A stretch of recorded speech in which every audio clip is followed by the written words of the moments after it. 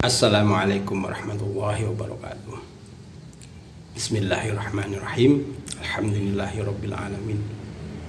Pemirsa, bertemu kembali dengan saya Zainal Abidin. Saya juga akan membahas masalah dentuman ya. Dentuman suara yang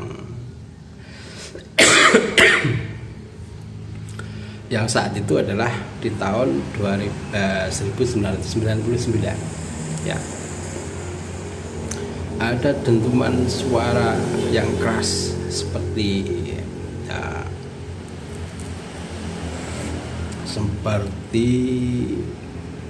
gempa bumi macam itu ya. Tapi menurut pengetahuan saat itu ya ini tidak terdeteksi sebenarnya dentuman apa itu sebenarnya ya. Saya sangat meyakini bahwa dentuman saat itu di tahun 2099 itu ya, yang bulan 9 jam 9 itu kalau nggak salah ya, semacam itu adalah dentuman runtuhnya tembok Ya'juj Ma'juj macam itu ya. Tapi mengapa Ya'juj Ma'jujnya tidak terlihat ya seperti itulah Allah membuat sesuatu dengan sekehendak hati ya. Jadi misalkan Dajjal, Ya'juj Ma'juj ya, kemudian Imam Mahdi itu sendiri ya, ini tidak diketahui oleh sampean ya. Padahal fenomena setelah dentuman yang saya meyakini itu adalah runtuhnya tembok Ya'juj Ma'juj, perbuatan seseorang itu luar biasa buruknya ya, merusak ya, bahkan hutan di sebelah selatan Pulau Jawa sampai Sumatera itu ya, bukit barisannya itu habis hanya dalam 1,5 tahunan semacam itu. Itulah menurut saya bukti-bukti kerusakan yang ditimbulkan oleh Ya'juj Ma'juj ya, walaupun tidak serta-merta sampean melihatnya semacam itu ya. Ya, semacam itu ya. Kemudian dari situ akhirnya muncul di tahun 2010-an itu ya, akhirnya munculnya Al-Mahdi. Dari situ juga dibarengi munculnya Nabi Isa. Kemudian dari situ juga munculnya Muhammad ibnu Abdillah itu sendiri semacam itu ya. Kemudian kurang lebih di akhir ini tahun 2017-an itu munculnya Ad-Dajjal ya. Karena sudah dikatakan bahwa munculnya Ad-Dajjal itu tidak lama ya, maka saat ini sudah saya katakan bahwa Ad-Dajjal pun juga sudah hancur ya, semacam itu. Karena itu fenomena-fenomena yang seperti itu ini merupakan bukti bahwa akhir-akhir ini memang sudah di akhir zaman semacam itu. Sudah ditunjuk alam, sudah ditunjukkan Allah semacam itu ya. Sepertinya ini ada 2004 bencana tsunami yang begitu dahsyat. Kemudian di likuifaksi di Palu itu ya, semacam itu. Ini bukti bahwa peringatan-peringatan Allah semacam itu toh sampean tidak mempercayainya kalau itu peringatan dari Allah. Sampean memandangnya hanya kejadian alam biasa macam itu ya toh.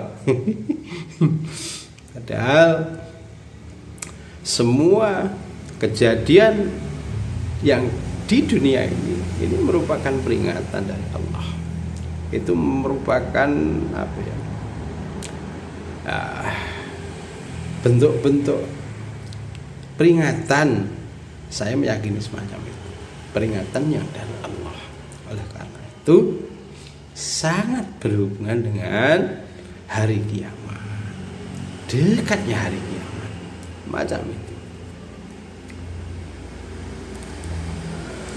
Oleh karena itu ya sudah barang tentu ya, dengan kemunculannya ini ulama-ulama asuk semacam itu ya yang katanya ulama tetapi penjual agama semacam itu.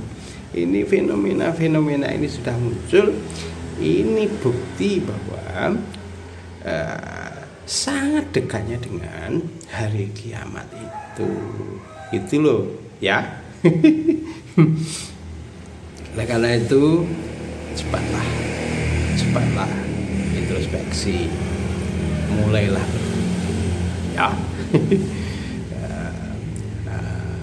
Kembalilah ke jalan Allah, macam itu. Memang kebenaran tidak selalu tampak seperti yang sampean inginkan.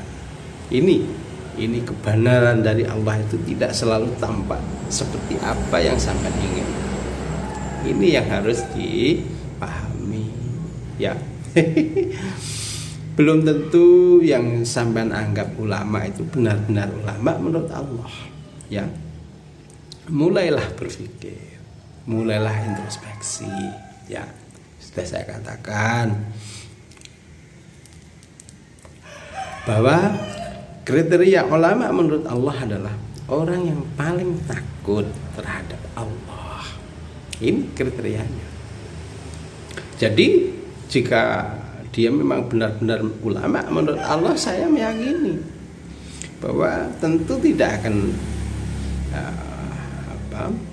memprovokasi misalkan ya untuk membenci terhadap pemimpinnya, untuk mengkafir-kafirkan muslim yang lainnya ya, karena tidak sependapat dengan, sepaham dengan kelompoknya misalkan.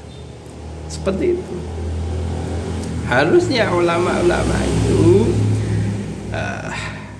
ucapannya meneduhkan, mendinginkan ya, mendinginkan suasana agar selalu teduh, terus selalu bergantung terhadap Allah ya, selalu tawakal, semacam itu. Harusnya semacam itu ya.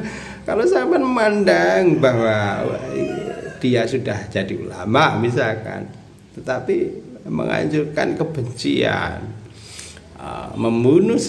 untuk menganjurkan membunuh sesama muslim misalkan, apakah ini masih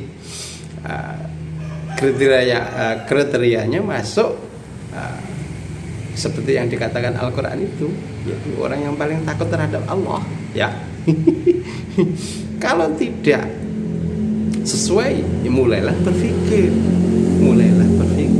jangan sampai masuk ya terhadap apa yang diajarkannya toh. Ya, ulama-ulama yang lain banyak yang benar-benar ulama ya, tidak hanya sebatas pengakuannya saja.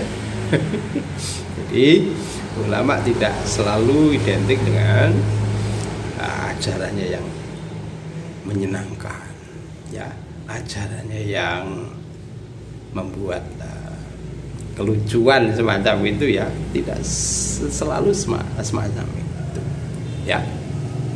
Kenapa? Karena kebenaran selalu diajarkan dengan kebenaran pula ya.